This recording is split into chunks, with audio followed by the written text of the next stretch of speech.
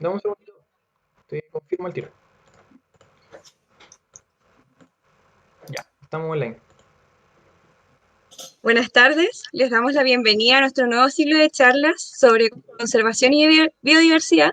Nosotros somos Rizoma, un centro de estudios agroecológicos y botánicos dedicado a la investigación y divulgación del patrimonio natural chileno.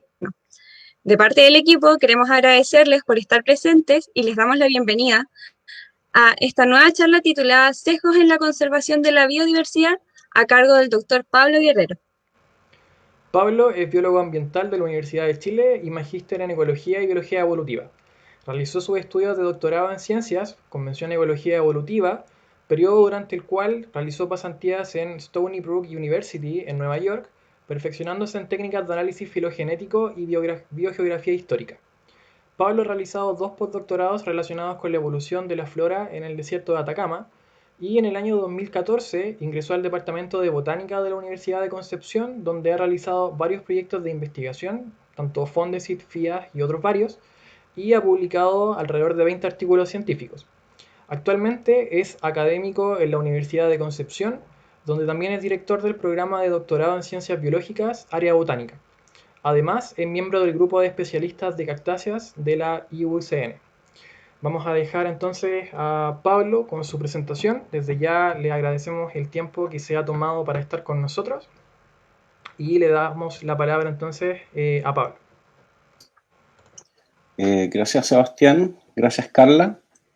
Bueno, voy a compartir mi pantalla. Me avisan si es que hubiese algún problema, ¿ok?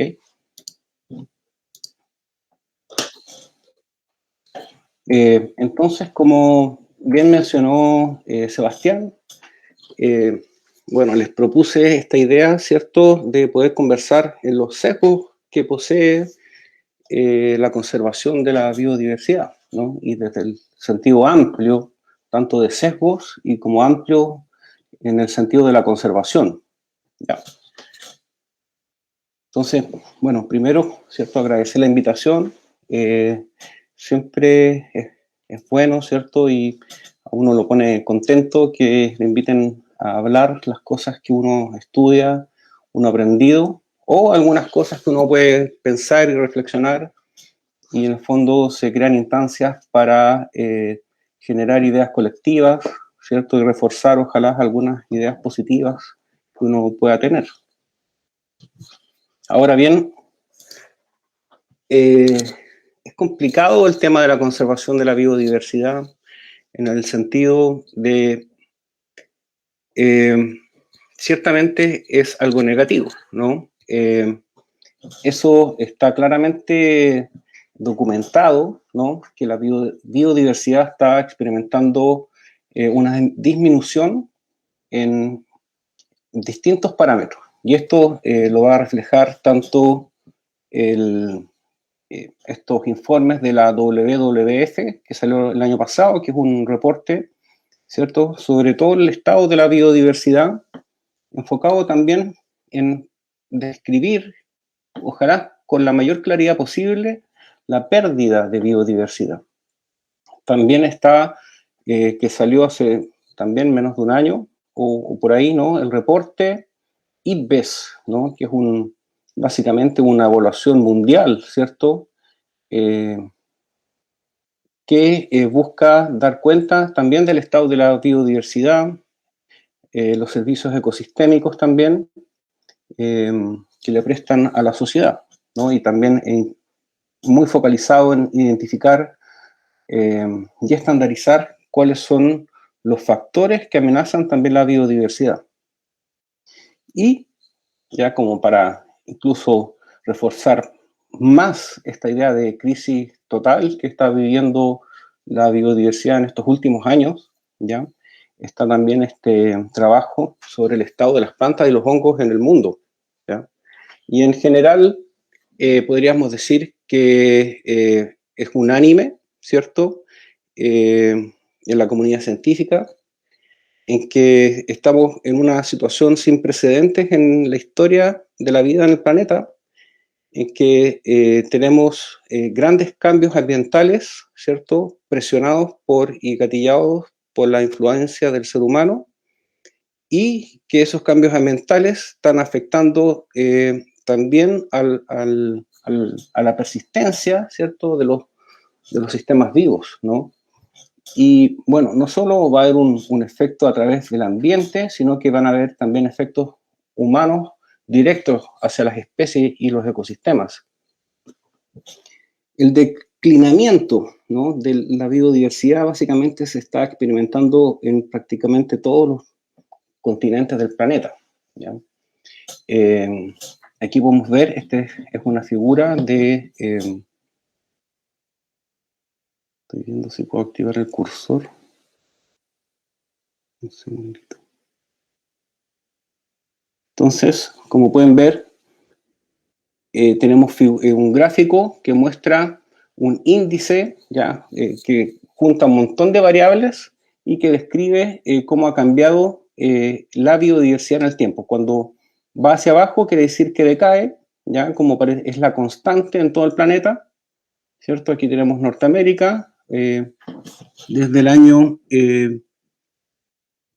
1500, me parece, varios siglos atrás, ¿cierto? Hay un decaimiento. Un 37% menos biodiversidad que cuando se empezó a contabilizar y hacer el análisis. Aquí en Asia también, ¿cierto? En Australasia, en Asia, sudeste asiático incluido, ¿cierto? Oceanía también hay patrones de declinación, pero probablemente el patrón más dramático es el que experimenta América Latina, ya que por un lado concentra la mayor diversidad de especies en el planeta, pero también es donde se concentra la mayor pérdida de biodiversidad, ¿ya? Y en esto quiero insistir en que este es un índice que unifica un montón de variables que describen la biodiversidad. Por ejemplo, extinciones, por ejemplo, biomasa de animales silvestres, abundancias, etc. Entonces tenemos una situación dramática ya en el mundo, pero lamentablemente es particularmente fuerte, ¿cierto?, esa disminución en América Latina, lo que podría ya estar indicando un cierto sesgo en el patrón, ¿cierto?, de cambio en el riesgo de extinción y pérdida de biodiversidad. En esta figura lo que vemos también, 1970 al 2020, que es la misma escala que estaba en la diapositiva anterior, tenemos el eje Y que refleja los riesgos de extinción, ya, y para distintos grupos. Entonces, hay algunos casos que en algunos grupos se han hecho evaluaciones de riesgo de extinción desde los años 80 prácticamente, ¿cierto?, en anfibios, lo que permite saber cómo va cambiando ese riesgo de extinción en el tiempo, ¿ya? Que tiene, por ejemplo, anfibios tienen una tendencia a la baja, mamíferos y aves también, pero una tendencia no tan, con una pendiente tan drástica, ya como sí se puede observar, por ejemplo, en corales, que poseen una tasa de pérdida bastante dramática, y las cícadas que también están con una tendencia continua a la disminución de su riqueza de especies. Hay otros grupos que solo tenemos el conocimiento de un punto, ya que representan las evaluaciones de estados de conservación a nivel global de cada uno de estos grupos, qué sé yo, los tiburones, reptiles, coníferas. Entonces es súper bueno esta figura porque además permite comparar cómo está el riesgo de extinción en distintos grupos. Y ciertamente podemos también decir que es bastante heterogéneo, ¿no?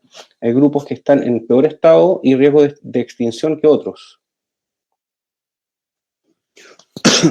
Además, hay cambios, ¿cierto?, en la cantidad, abundancia, ¿ya?, o biomasa de insectos en el planeta, donde van a haber ciertas áreas, como pueden ver en rojo, puntos, que se evidencia disminución en estos parámetros, repito, de abundancia o biomasa, ya como tenemos acá en Chile Central, ¿cierto?, en África, en algunos lugares de Norteamérica, pero también van a haber algunos lugares en que se estima un aumento, se ha registrado más bien un aumento en estos parámetros, ¿ya? Ciertamente la disminución sobrepasa al número de puntos que muestran aumento, ¿ya?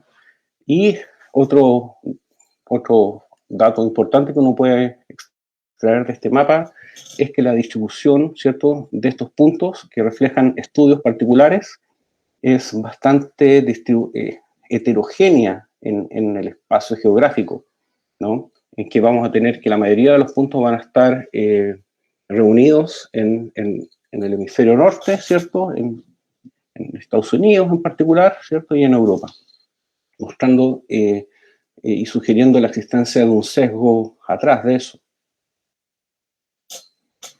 También la crisis de la biodiversidad, ¿cierto?, se puede evidenciar a través del estado de los biomas, ¿no?, en que van a haber porciones de cada bioma que puede tener cierto nivel de pristindad, es decir, de poco daño por parte del humano, ¿cierto?, y otros biomas muy afectados, ¿no? Entonces, ciertamente va a haber una relación, ¿cierto?, entre la actividad económica, por un lado, y el impacto o huella humana que ejerce el ser humano por sobre los biomas, ¿ya? Entonces, también va a haber un efecto de sesgo en el sentido de que zonas más pobladas van a tener, obviamente, ¿cierto?, un mayor impacto en dañar, ¿cierto?, los biomas actualmente existentes. Esta es una figura que muestra otro factor que es bastante interesante, ¿no?, que es básicamente muestra tanto para plantas, ¿ya?, como para hongos, donde se han concentrado la mayor proporción de especies nuevas para la ciencia, ¿ya? Bien interesante el dato, ¿ya? Y que de alguna manera refleja el poco conocimiento de la biodiversidad en esos lugares, ¿no? Y que la mayoría de las especies de plantas se han descrito en esta área, ¿ya? Hay que decirlo, esto es un área también gigantesca, seguido también por Sudamérica en particular, ¿ya? O Latinoamérica, uno podría decir, o Centro y Sudamérica, para ser exacto. Mientras que en el caso de los hongos, ¿ya?, el patrón es bastante distinto, no tanto en el primer lugar, que también está en Asia, ¿cierto?, pero Sudamérica cobra claramente un menor número de especies, ¿ya?, que es bastante extraño, ¿no? Como en el 2019 se publicaron más especies proporcionalmente, ¿cierto?, en Europa que en Sudamérica, cuando se sabe que Sudamérica contiene una riqueza de especies de todos los grupos, en general mucho mayor que Europa, ¿no? Y que refleja, ¿no?, este desbalance, de alguna manera, que podría haber un sesgo también de formación de personas, ¿no?, que tal vez aquí no hay tantos investigadores describiendo especies de hongos y tampoco hay tanta investigación. A nivel de especies que se encuentran en estado de amenaza, ¿cierto?, o críticamente amenazadas, en peligro o en peligro crítico, extintas o en peligro crítica, podemos ver que también Latinoamérica concentra uno de los mayores números de especies críticamente amenazadas, mientras que hay un mayor número de especies extintas en Norteamérica, ¿no? Entonces hay una distribución bastante particular de cómo se distribuyen tanto las extinciones modernas, ¿cierto? Aquí no estamos hablando de extinciones de los dinosaurios o extinciones relacionadas con el Pleistoceno, ¿no?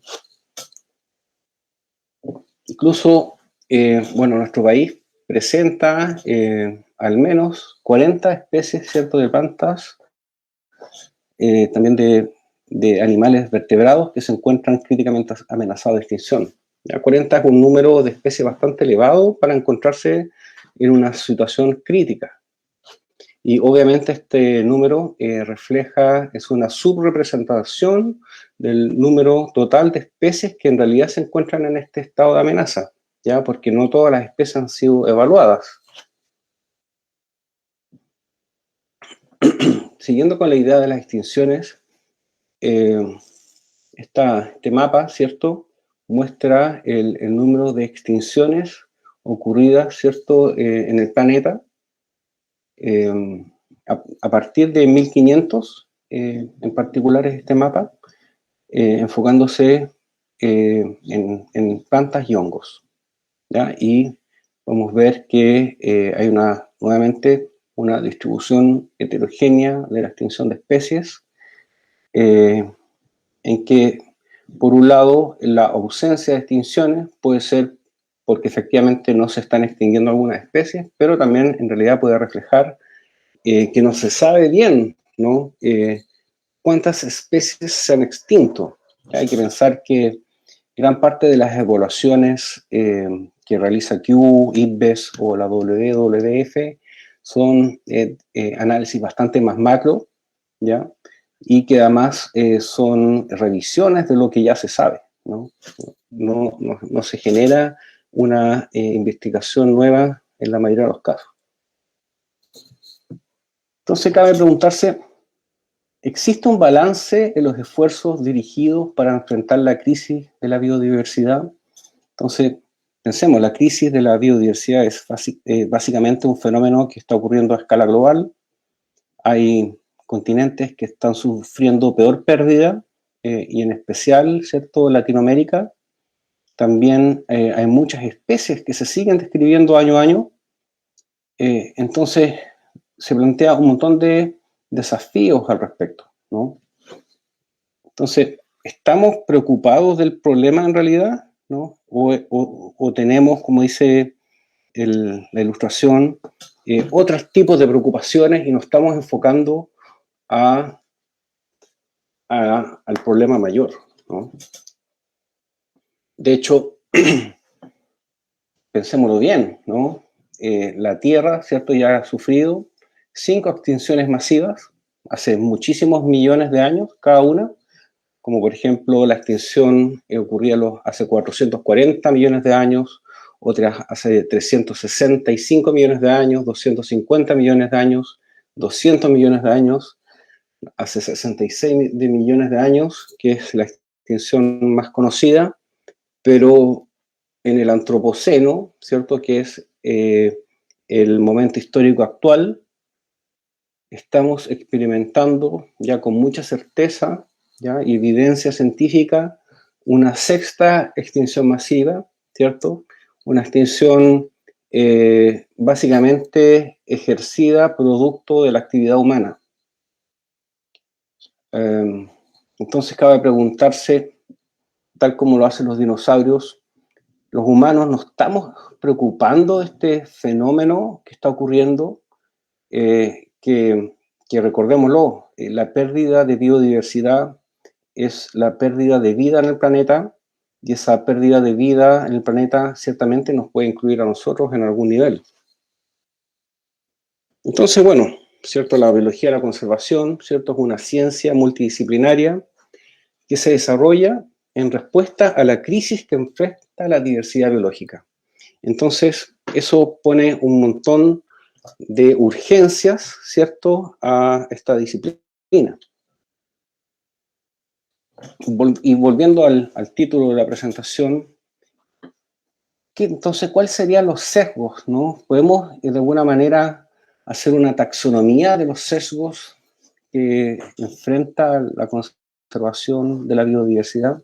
Entendiendo que sesgo es una asignación de un peso desproporcionado, ¿cierto?, a favor o en contra de una cosa, persona, idea, en comparación a otra, ¿ya? Lo que ciertamente va a repercutir ejerciendo un desbalance en una actividad. Entonces podríamos decir que por un lado hay ciertos sesgos que podrían ser no voluntarios, ¿ya? Lo pongo no entre comillas porque en realidad es bastante, no siempre es obvio de que no sea voluntario, ¿cierto? Hay que pensar que hay poderes que uno no siempre conoce, y el problema de estos sesgos no voluntarios que de alguna manera van a afectar la concientización, ¿cierto?, y la disposición hacia la conservación de las personas, ¿ya? Y eso a su vez va a tener otras consecuencias que va a afectar también la manera, ¿cierto?, en que se genera el conocimiento de la biodiversidad, y también va a afectar las acciones de conservación, ¿no? Vamos a entrar en más detalle con eso. Pero también hay sesgos que podrían no ser negativos, ¿ya?, que son aquellos sesgos voluntarios en que se decide tomar una acción sesgada, ¿cierto?, ejecutar una acción sesgada para favorecer algo, ¿no? Y, por ejemplo, puede ser la priorización de especies para la conservación. Entonces, por ejemplo, decir, en general, ¿cierto?, pongamos el ejemplo del país, el país va a hacer un esfuerzo mayor en conservar las especies que están más amenazadas, ¿ya? Tiene cierta lógica, cierta coherencia. Uno también podría plantear lo mismo, pero en áreas, ¿no? El país va a conservar aquellas áreas que se encuentran con mayores situación de degradación, por ejemplo, o que contienen ciertos atributos que le dan valor para su conservación. Y hay otras herramientas también más sofisticadas, como la planificación sistemática para la conservación, que básicamente son algoritmos que van a vincular distintos factores que van a influir en propuestas de conservación y normalmente entregan más de una solución, ¿ya? Pero es como una red de áreas de conservación. Pero aquí la idea es que van a haber ciertos sesgos no voluntarios, o no, entre comillas, no voluntarios, ¿cierto? Y van a haber aquellos otros que son ciertamente voluntarios y que son una medida para favorecer cierta actividad. Y esto bajo el sentido, ya, que estamos en una crisis de la biodiversidad, que la conservación biológica parte desde un escenario de urgencia y de crisis. Por lo tanto, eso nos lleva y lleva constantemente a los biólogos de la conservación, pero también a los tomadores de decisiones, a una agonía, esa agonía de tener prácticamente que decidir, ¿cierto?, cuáles especies se salvan, cuáles áreas no van a ser destruidas, cuáles hábitats van a ser mantenidos a través de las próximas generaciones. Y ese tipo de decisión es bastante agónico, ¿no? Es bastante dramático. Pero volvamos al lado oscuro de los sesgos, que es lo que quisiera hablar más en esta charla, ¿ya? Pensemos que los sesgos no voluntarios, ¿cierto?, básicamente pueden ser restricciones sensoriales y o cognitivas, ¿no?, a los humanos, ciertamente, ¿cierto?, que van a imponer limitaciones de cómo se va a percibir el mundo, la naturaleza, ¿ya? Y ese tipo de limitación cognitiva, sensorial, cultural, va a generar una ceguera hacia ciertas dimensiones de la biodiversidad que van a ir pasando desapercibidas, van a sufrir menor atención y por lo tanto todo lo que implica su conservación va a estar desmejorado, ¿no?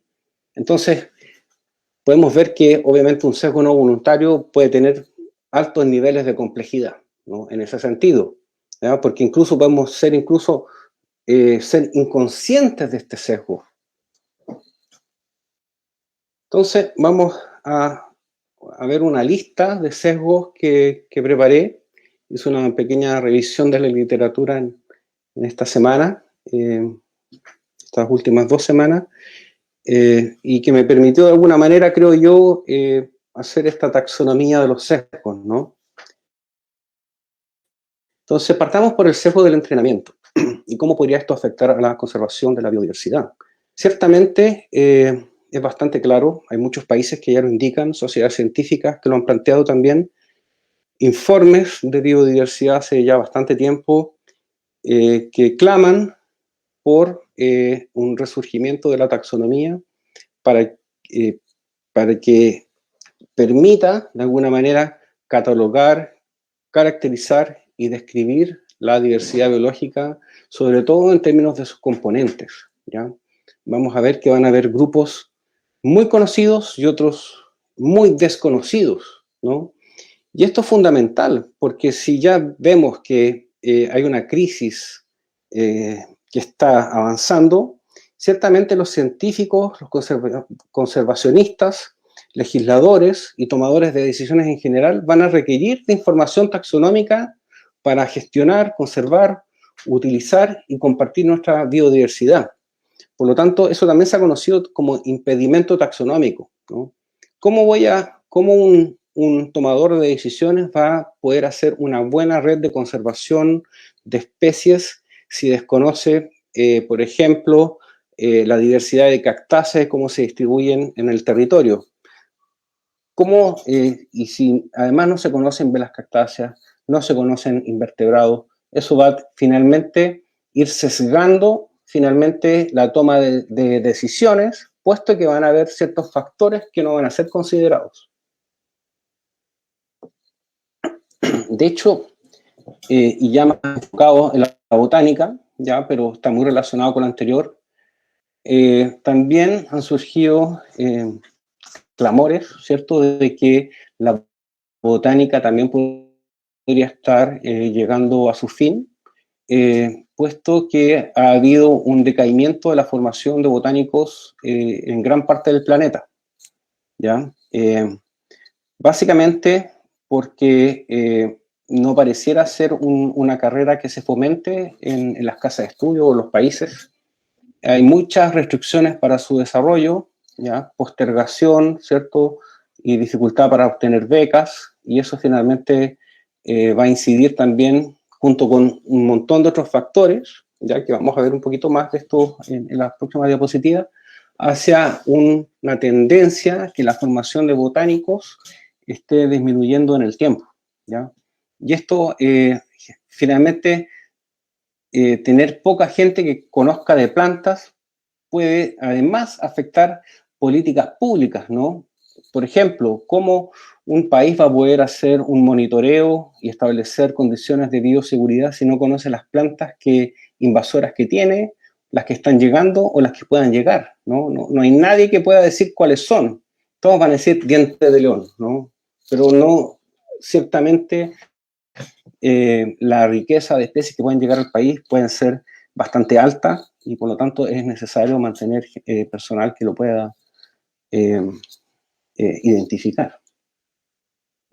Y esto también está muy fuertemente relacionado, ¿cierto?, con la pérdida o el sesgo de entrenamiento, ¿cierto?, en que obviamente en la medida que si las fuentes principales de trabajo de los taxónomos no reciben el financiamiento adecuado, las colecciones no se mantienen de buena manera, o están en condiciones de riesgo, como por ejemplo ha ocurrido un montón de incendios de museos, de colecciones y de entidades científicas, no se desarrollan en infraestructura, no permiten la contratación de nuevo personal, va confluyendo, por un lado, obviamente al deterioro de las colecciones que mantienen tanto los herbarios como los museos, pero también estas instituciones dejan de incorporar, ¿cierto?, a una nueva generación de taxónomos o de botánicos también, botánicos taxónomos. Es cosa, de esto tenemos ejemplo prácticamente en todos los países.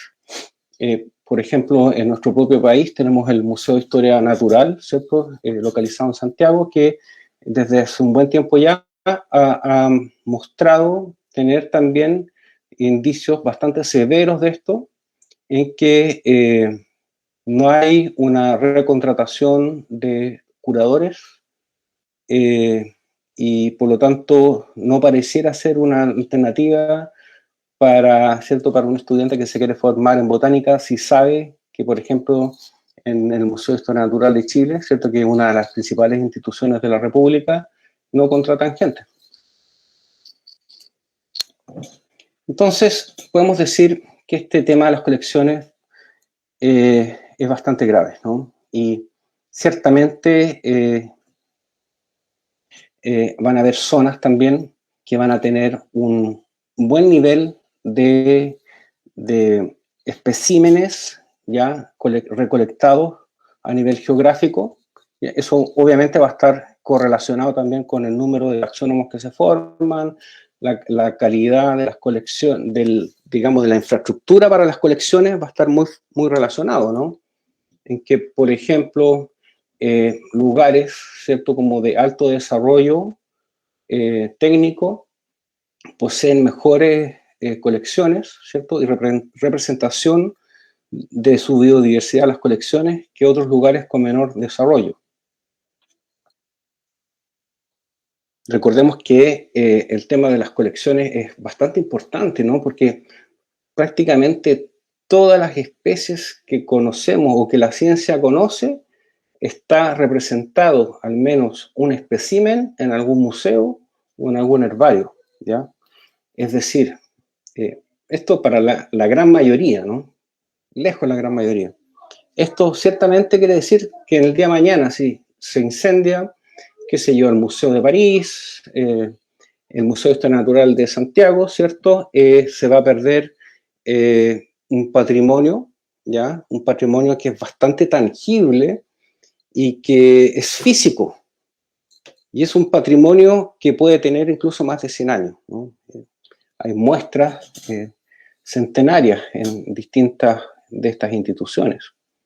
Y no solo eso, ya estos, en el fondo aquí quería mostrar que son muestras tipo, ¿cierto?, que están relacionadas con la determinación e identificación de nuevas especies, y también van a haber muestras que no necesariamente van a ser tipo y van a tener esa relación en poder identificar una especie a partir de su fundación, ¿cierto?, de su creación desde el punto de vista taxonómico, sino que todos estos museos y colecciones van a tener también especímenes repetidos, ¿cierto?, de muchas especies que pueden estar en distintos lugares, la misma especie, o en distintos momentos se pueden recolectar.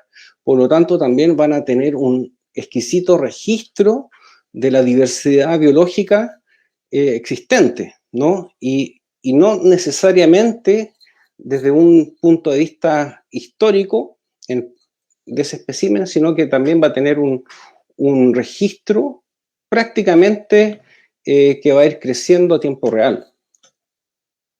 Hay otro sesgo, ¿ya?, que lo vamos a llamar el sesgo de confirmación, ¿ya?, que yo creo que es muy malo para la conservación biológica, ¿ya?, que de alguna manera tiene que ver con cierto nivel de triunfalismo, tiene que ver también en la manera que está organizada, ¿cierto?, la administración del Estado, que es básicamente un sesgo que va a favorecer, ¿cierto?, aquella información que confirma mis propias creencias, dando desproporcionadamente menos consideración a otras alternativas, ¿ya? Y en este sentido la conservación es básicamente dar noticias, lo estamos haciendo bien, ¿ya?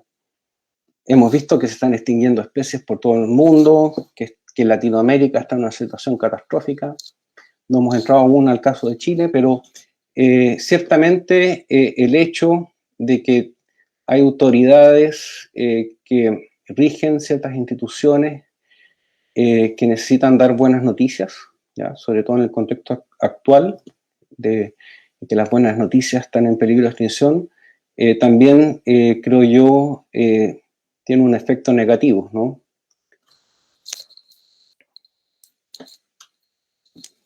Este es probablemente uno de los más graves, es el sesgo de género, que también está relacionado con la conservación biológica, en que probablemente esto es algo que todos lo sabemos o lo intuíamos, en que hay sesgos de género prácticamente en todas las actividades relacionadas con la conservación, ¿ya? En este caso estoy mostrando, ¿cierto?, este artículo en que se ejemplifica solamente en términos de la ciencia marina, en que se hace una evaluación bastante profunda y se encuentra que de manera muy interesante, aunque insisto, ya gran parte de esto ya se sabe, ¿cierto?, en que hay en las primeras etapas de la carrera hay una menor brecha de género, ¿cierto?, hay mayor paridad, mientras que esa brecha se acrecienta en las etapas posteriores en la carrera científica, lo que indica que básicamente hay trabas, ¿cierto?, para que las mujeres puedan desarrollarse y adquirir puestos de mayor poder y de toma de decisiones, ¿no? Por ejemplo, tan solo entre el 13 y el 24% de los cargos son ocupados por mujeres, de cargos senior. En este mismo estudio hacen estas figuras bastante ilustrativas, en que se estudió la academia europea, francesa, italiana, australiana, y se ve cómo es la proporción de hombres-mujeres y cómo va variando según el momento de la carrera. Entonces, a nivel de doctorado, son casi iguales. Ya esto es un grado, ¿cierto?, académico, un grado académico más avanzado y el grado académico más avanzado de todos, que es probablemente el rango de profesor titular, ya que básicamente está largamente dominado por hombres en prácticamente todas las academias analizadas, y el patrón de autoría de artículos científicos, de becas, de proyectos es más o menos similar.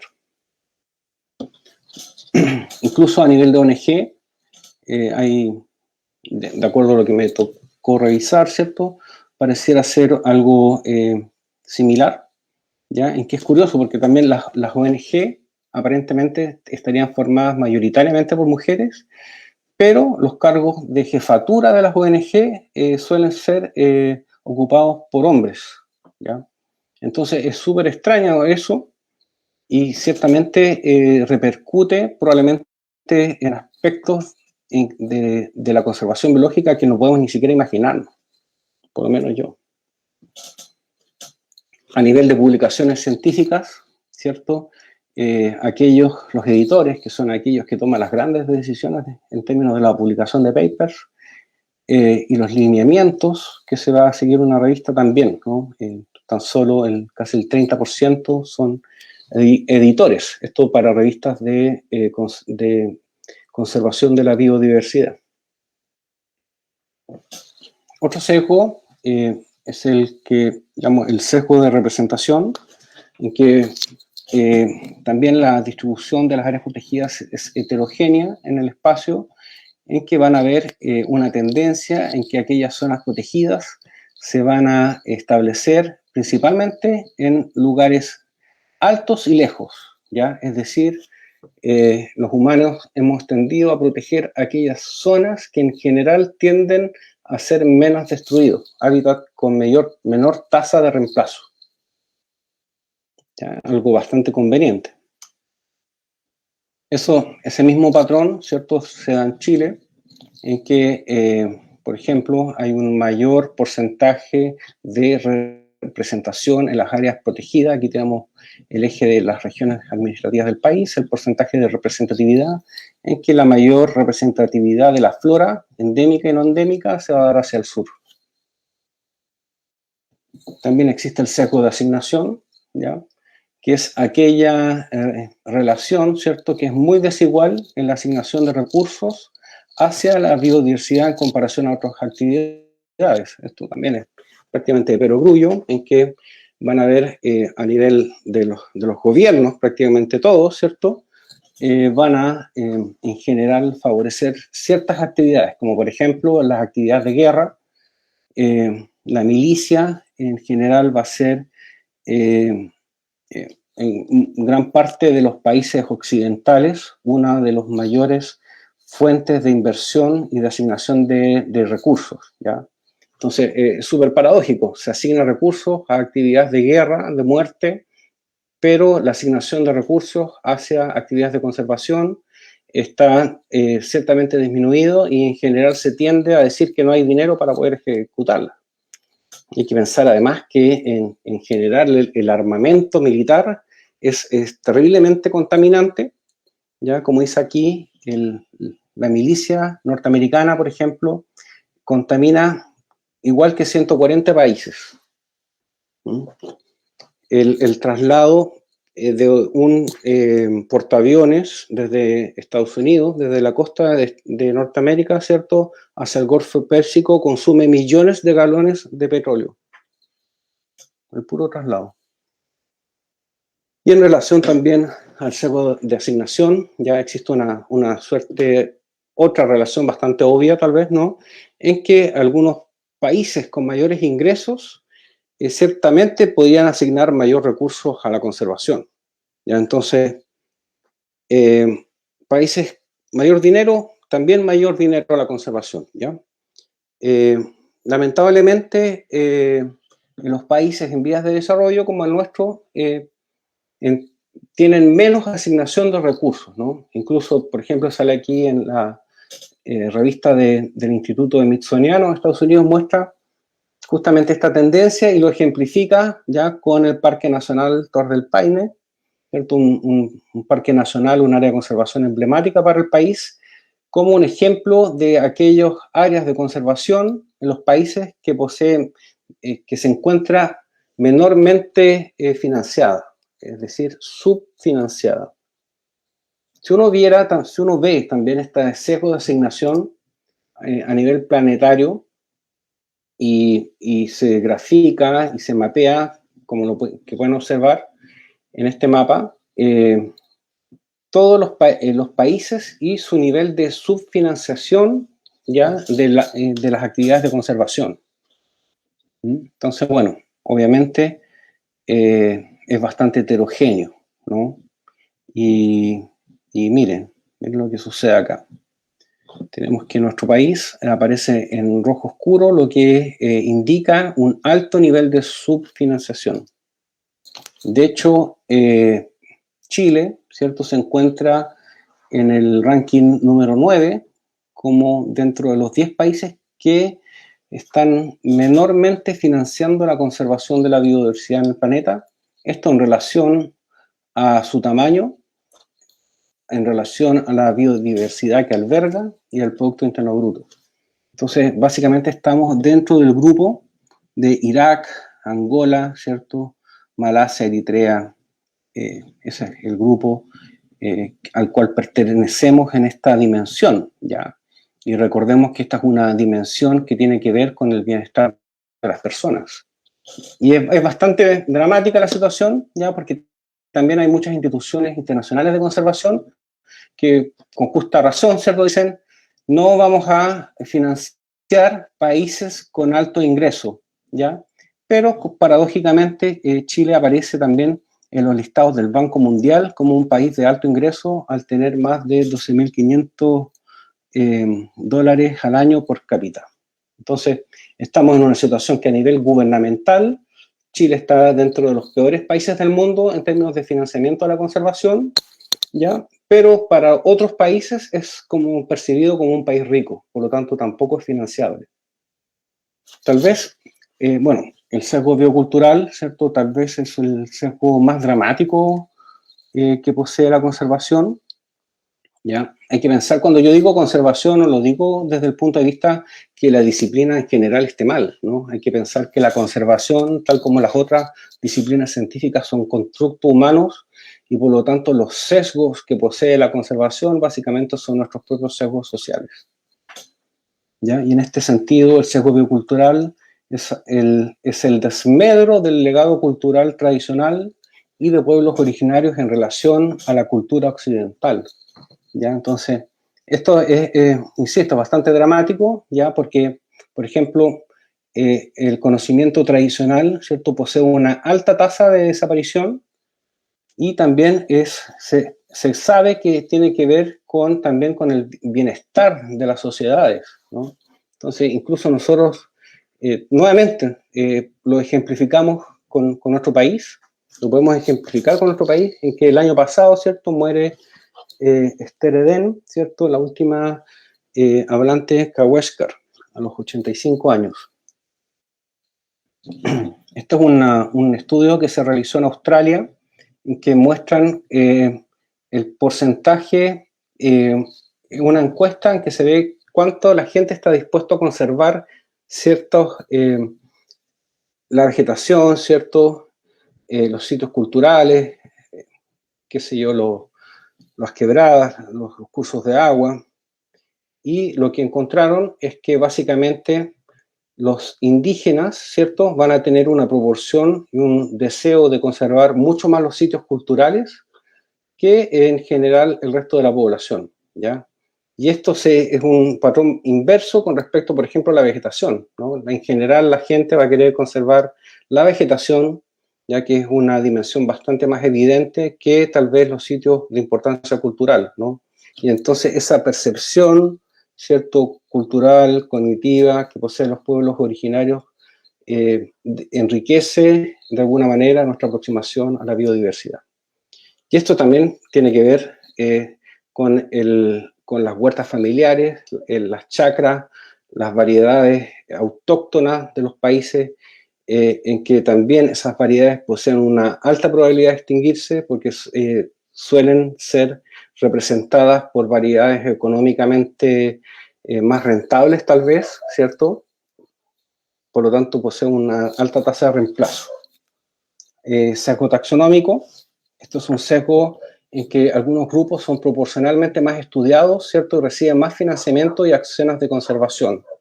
¿Ya? Entonces, en esta figura se muestra la proporción de estudios ya en biodiversidad animal, y básicamente estas son las especies descritas, y la manera de ver que hay un sesgo es que los estudios que se realizan en biodiversidad animal deberían tener la misma proporción, en teoría, que las especies que se describen, ¿no? Pero obviamente eso está sesgado, ¿ya? En que van a ser principalmente me faltó aquí incluir otros vertebrados, pero son los vertebrados que van a ser mucho más estudiados, proporcionalmente más estudiados que los invertebrados, ¿ya? Y esa relación y esa desproporción es mucho mayor en el ambiente tropical que en las zonas templadas. Esta otra gráfico que ilustra más o menos lo mismo. Aquí tenemos las especies o los grupos que están sobre representados en términos de estudio, y aquí están los que están subrepresentados, ¿ya? Insectos y arácnidos, como suele ocurrir. Esos sesgos también se van a expresar a nivel geográfico, en que van a ver, por ejemplo, Europa, ¿cierto?, va a tener un sesgo más pronunciado a estudiar vertebrados que otras zonas del planeta, y lo mismo también con los invertebrados. Entonces, la investigación científica de la biodiversidad animal va a estar sistemáticamente sesgada, por un lado, hacia los vertebrados y también para las zonas templadas. Este es un mapa que muestra el número de especies dividido por número de especies amenazadas por el número de especies estudiados. Y es solo para mostrar que lugares de alta número de especies amenazadas también pueden estar muy poco estudiados, también reflejando otro tipo de sesgo taxonómico y geográfico, ya como por ejemplo los países del norte de Sudamérica, que poseen muchas especies amenazadas. Y dentro del sesgo taxonómico también se encuentran las especies carismáticas, ¿no? Y especies banderas, que son aquellas especies, ¿cierto?, que en teoría se van a utilizar para proteger a los ecosistemas y otras especies al proteger esa especie bandera, ¿ya? Y aquí el emblema, ¿cierto?, es el panda, ¿ya? Pero se ha visto que también hay cierta evidencia que sostiene que las especies bandera han cumplido un rol también en proteger a otras especies, ya como lo demuestra este estudio. Pero, bueno, como salió en esta columna de opinión de Rocío Pozo, la colega, pero eso también conlleva otros problemas, ¿no? No solo las especies bandera van a proteger las otras especies como una suerte como de chorreo, pero estas también van a recibir mucho mayor financiamiento directo para su conservación que las especies que podríamos llamar feas, como sapos y culebras, como dice Rocío. Y ahora, es curioso porque hay una relación, ¿no?, entre una distancia que podemos tener los humanos evolutiva con otras especies. Mientras más distantemente emparentados con los humanos, menor empatía ni compasión vamos a sentir hacia ellos, ¿ya?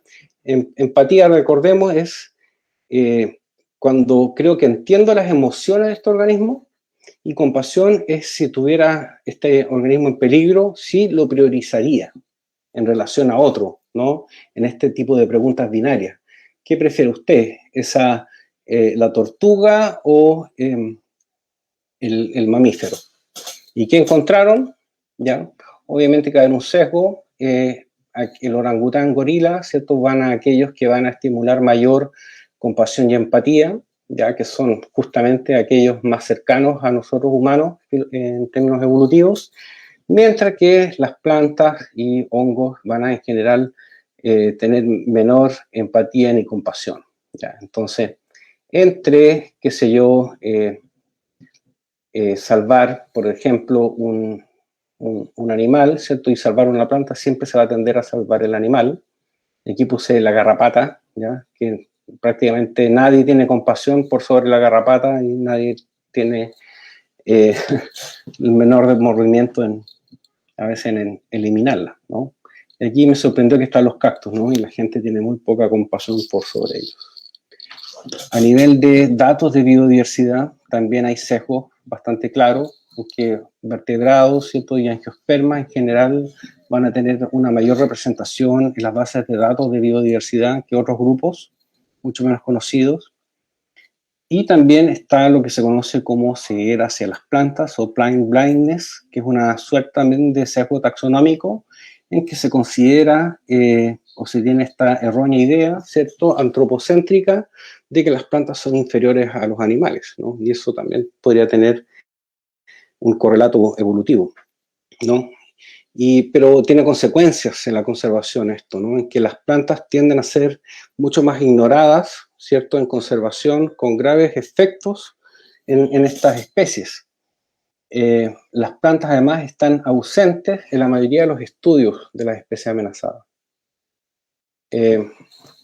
Por ejemplo, esto muestra los trabajos, perdón, las fuentes de financiamiento, los proyectos financiados en Estados Unidos y en Inglaterra para conservación de plantas, ¿no? Y en Estados Unidos no hay ningún proyecto específico para conservar plantas, mientras que en Inglaterra hay algo más, ¿no? Pero ciertamente hay una mayor tendencia a que las instituciones financien, por ejemplo, la conservación del rinoceronte, elefante, tigre, ¿ya? Que no quiere decir que esté mal protegerlas, ¿no? Pero que sí seamos conscientes de que hay un desbalance en cómo se están distribuyendo los recursos y ese desbalance tiene un sesgo taxonómico.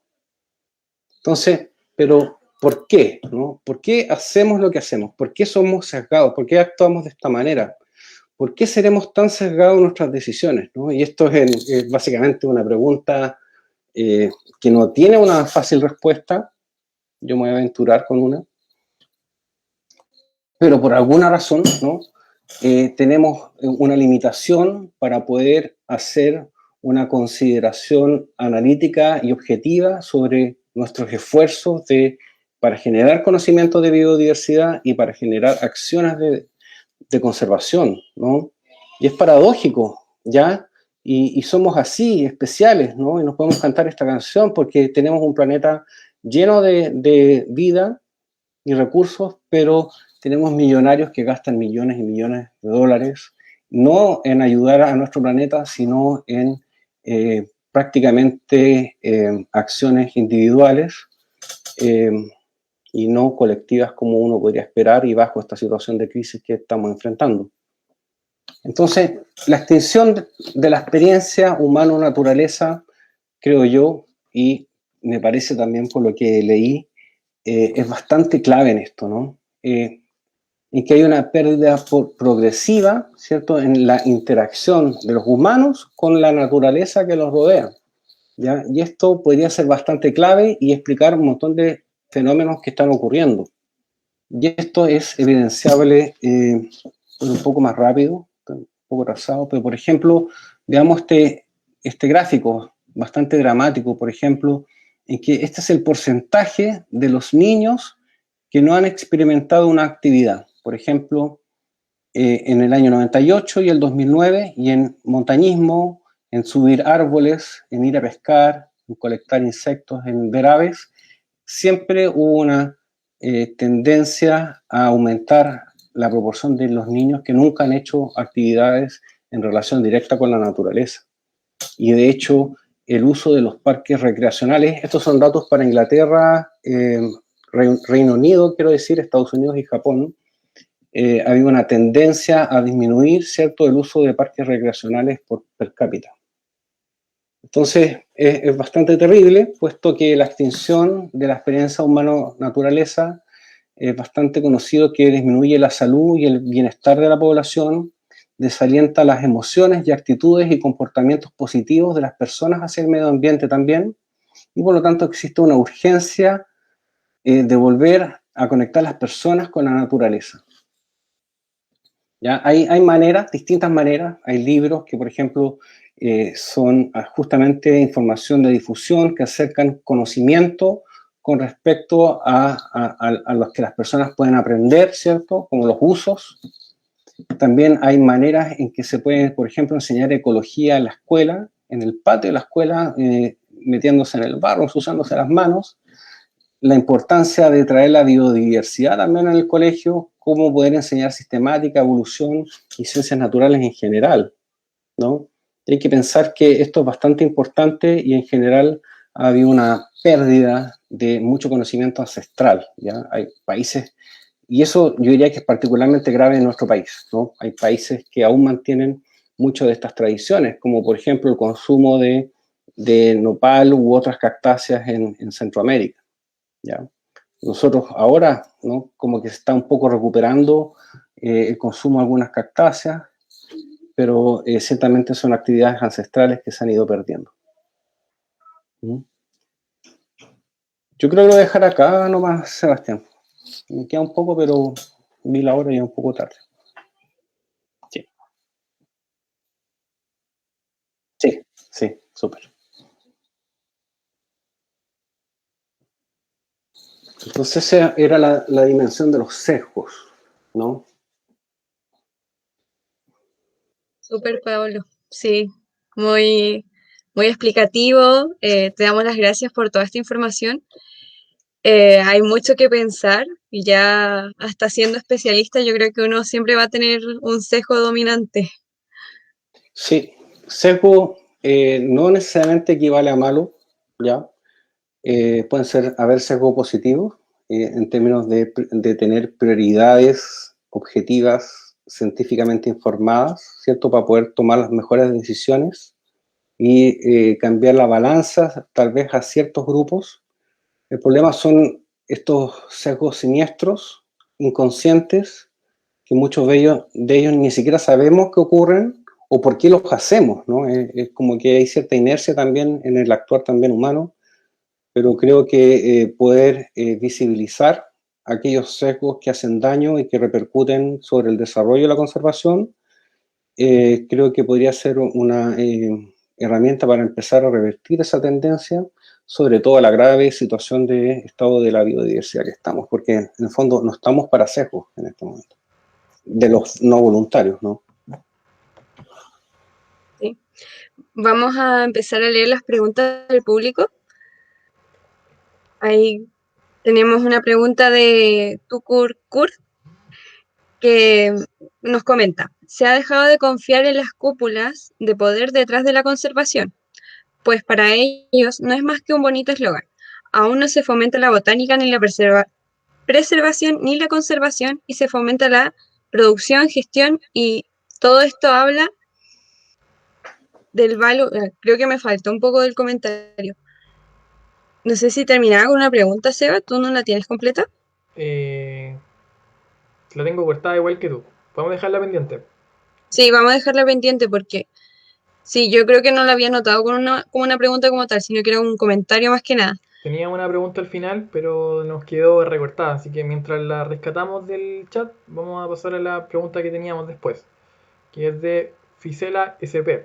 Y nos pregunta Pablo: ¿cómo en nuestro contexto país fomentamos, promovemos la formación de profesionales y o especialistas taxónomos y expertos en el manejo de colecciones biológicas?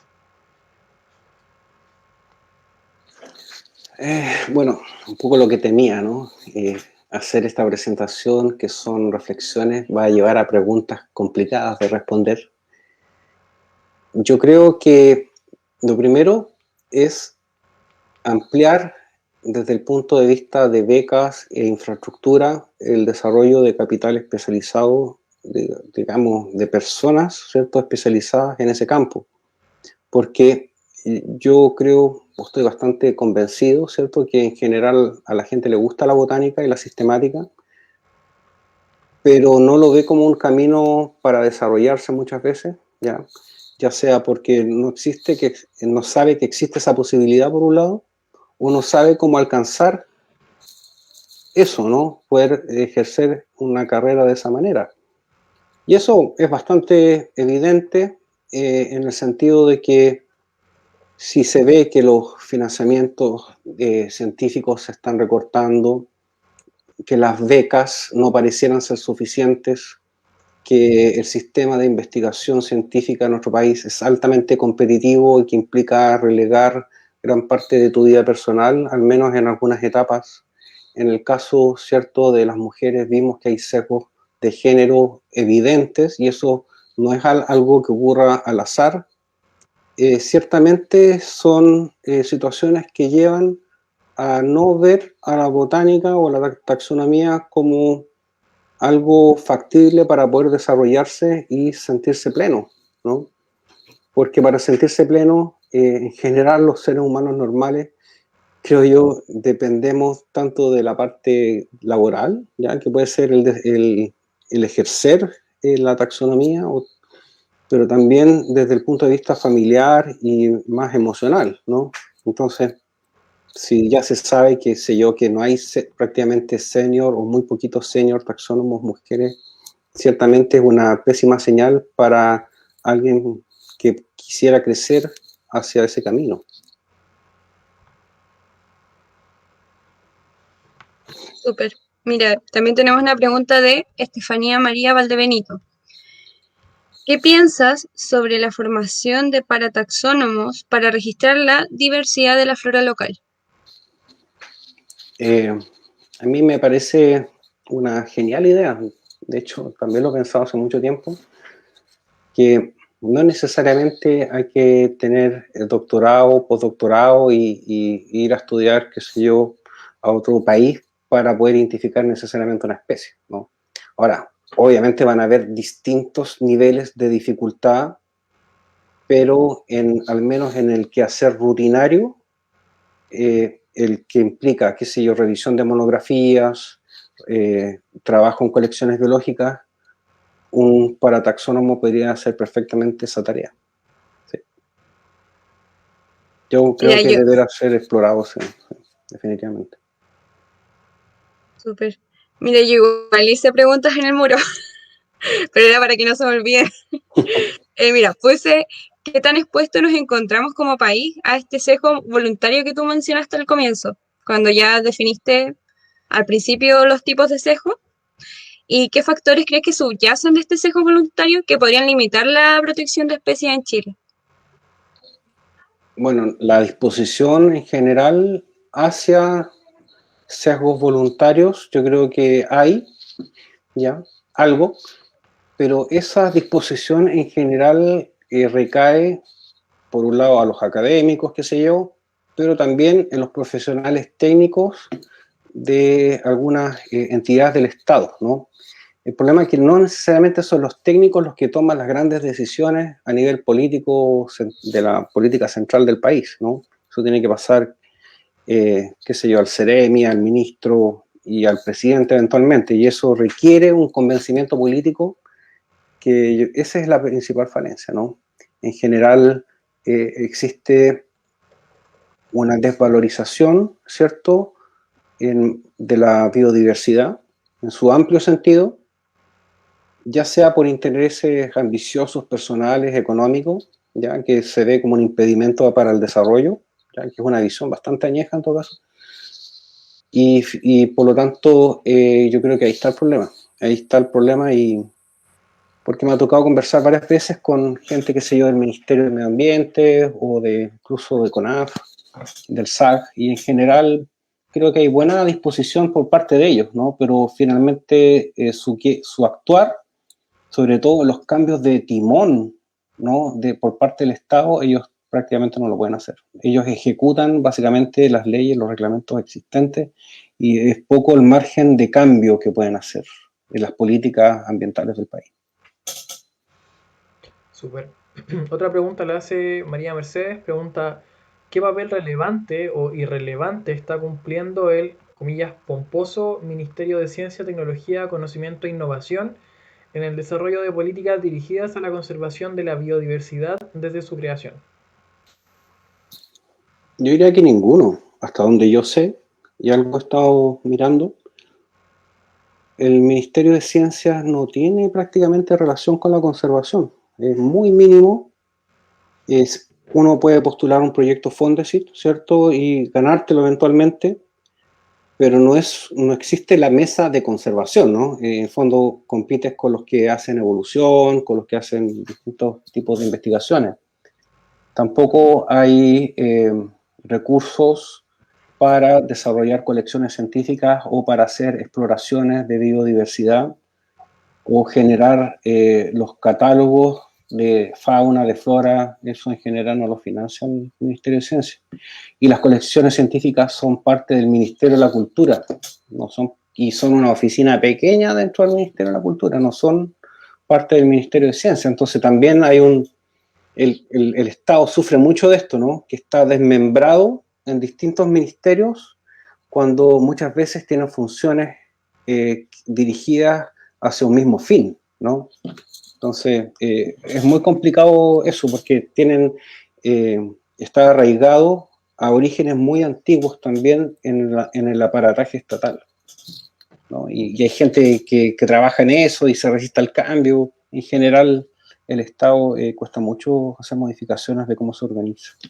Bueno, ahora estamos también en el mejor momento para eso, pero históricamente ha sido así, complicado. Claro. Tenemos otra pregunta de parte de Rodrigo Chaura.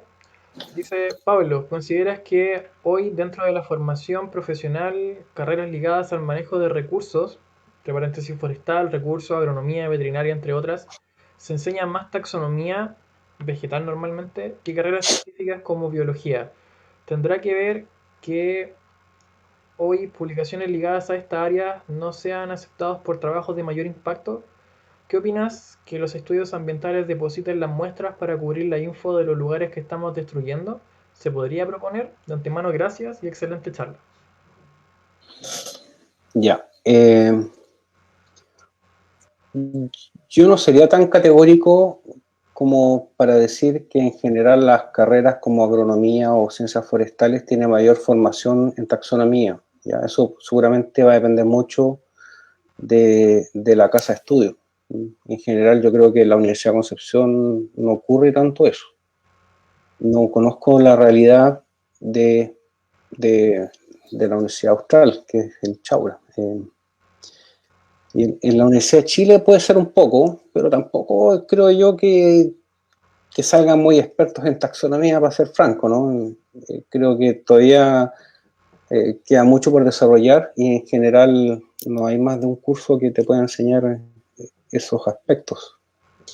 Y creo que por ahí va mi respuesta, no sería tan categórico. Yo diría que en general todas las carreras en Chile tienen una formación bastante escasa en taxonomía. Ya, con algunas puede que haya alguna otra excepción, y esas excepciones en general reflejan que hay un profesor o profesora muy estimulado en enseñarla, ¿no? Y logra conseguir eso. Pero no creo que sea como ni una política de la facultad desarrollar la taxonomía, ni tampoco a nivel de rectoría. Entonces, finalmente son iniciativas particulares o individuales más bien. ¿Y las otras, cómo eran las otras? La otra pregunta tenía que ver con la necesidad de depositar las muestras por parte de los estudios ambientales para dejar la información de los lugares que estamos destruyendo. Eso preguntaba Rodrigo. Sí, bueno, eso tiene un valor, ciertamente, pero el problema es que nuestro sistema de colecciones biológicas está prácticamente destruido. No hay o sea, partiendo porque no hay un sistema de colecciones biológicas, hay nuevamente iniciativas individuales o particulares o de algunas casas de estudio que han buscado desarrollar en el tiempo y muchas veces de manera bastante histórica y con mucho esfuerzo colecciones, ¿ya? Entonces, ¿qué pasa? ¿Qué podría pasar? Es que el sistema de colecciones no tenga capacidad para que recibir, qué sé yo, 1000 muestras al mes. No se puede. O sea, no. Entonces requiere finalmente hacer un desarrollo de herbarios, museos para poder tener esa capacidad, ¿no? Porque si no van a terminar en una bodega y finalmente es como que no existiera, o sea, no echara a perder. Claro. Tenemos las últimas dos preguntas, una de Carla, que la va a leer ella misma, y una última que vamos a plantear después. Sí, mira, ¿qué sesgos propondrías a las instituciones estatales como CONAF para la conservación de la biodiversidad de especies de plantas, para la elaboración, por ejemplo, de planes de manejo en áreas silvestres protegidas? Bueno, los sesgos de hacer las prioridades, de establecer prioridades objetivas, ¿ya?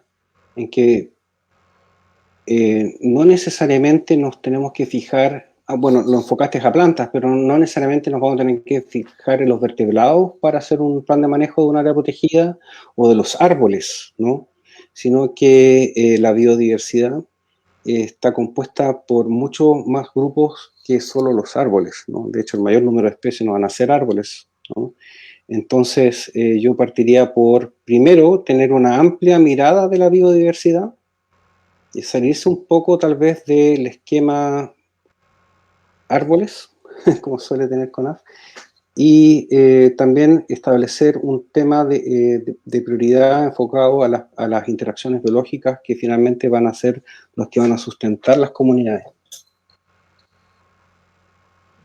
Súper. Y la última pregunta de Úrsula Florentini dice, ¿me puedes explicar lo de la especie bandera, por favor? Me quedó dando vuelta el concepto, no lo había escuchado antes. Sí, especie bandera o especie paraguas es cuando una especie concita un alto nivel, ¿cierto?, de aceptación popular. La gente lo quiere, solo con ver la foto está un poco dispuesto a desembolsar y sacar la billetera y ayudarlo. Y en esa acción de proteger esa especie, otras especies que pueden coexistir en el mismo hábitat podrían verse beneficiadas por las acciones de conservación a esa especie bandera, ¿ya? Entonces el caso emblemático es el panda, ¿no? En que el panda genera mucha ternura, ¿cierto? Mucha predisposición a salvarlo y como genera esa actitud activa y positiva hacia la conservación, otras especies que coexisten en su comunidad podrían verse beneficiadas, ¿ya? Claro, es como el concepto que utilizan también algunas organizaciones, que es el de caballito de batalla en el fondo, que es como hay una especie que puede ser una especie más emblemática, que puede servir para proteger a todo un ecosistema completo. Sí, Súper. sí. Ahora es un concepto complicado, ¿no? Porque no es tan directa esa relación.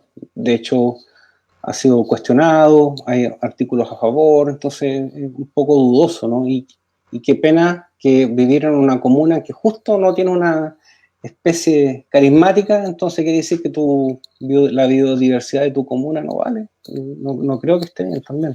Claro. Súper. Esas eran las preguntas. Hay muchísimos comentarios también en el chat, dando gracias por la charla, por lo completo y por lo menos de la presentación, a los cuales nosotros, por supuesto, también nos sumamos. Queremos agradecer nuevamente por poder contar con tu presencia en esta presentación del día de hoy. Recordamos también para las personas que nos están viendo que estas charlas quedan en nuestro mismo fanpage. Una vez que haya terminado, ustedes pueden volver a reproducirla, por si hay cosas que quedan pendientes o quizás que haya que escuchar de nuevo para poder entender de mejor manera. Y posteriormente también vamos a evaluar la posibilidad de subirla a la página web para las personas que no sean muy amigas de redes sociales. Así que vamos a despedir a Pablo, los vamos a dejar invitados también para la última charla de mañana, a cargo del doctor Rodrigo Barahona, que se titula La era de las moscas florícolas, diversidad y conservación al sur del mundo. Así que despedimos a Pablo, les damos los agradecimientos nuevamente por participar con nosotros y nos estamos encontrando mañana en una próxima charla. Saludos a todos y todas. Chao, que estén bien, muchas gracias. Chao.